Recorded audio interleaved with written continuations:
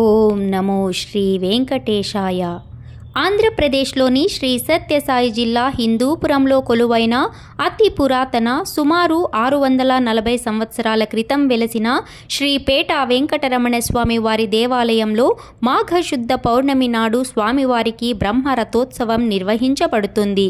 బ్రహ్మరథోత్సవానికి ముందు రోజు స్వామివారి ఆలయంలో దీపాలు, ప్రాకారోత్సవం, కళ్యాణోత్సవం నిర్వహిస్తారు. ఆలయంలో జరిగిన స్వామివారి వేడుకలను కనులారా వీక్షించి తరిద్దాం.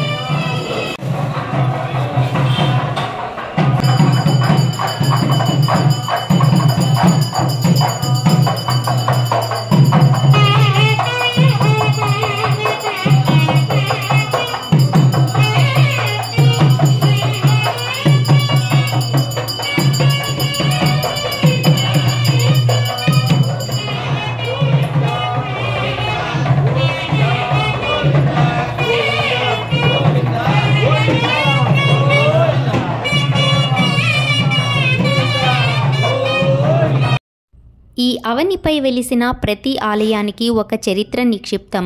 అలాంటి ఒక గొప్ప చరిత్ర కలిగిన ఆలయమే శ్రీ పేట వెంకటరమణ స్వామి వారి ఆలయం.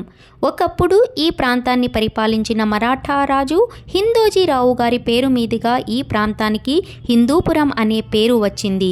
హిందోజీరావు గారి తల్లిదండ్రులకు వృద్ధాప్యంలో తిరుమల శ్రీనివాసుడిని దర్శించుకోవాలనే సంకల్పం కలిగింది.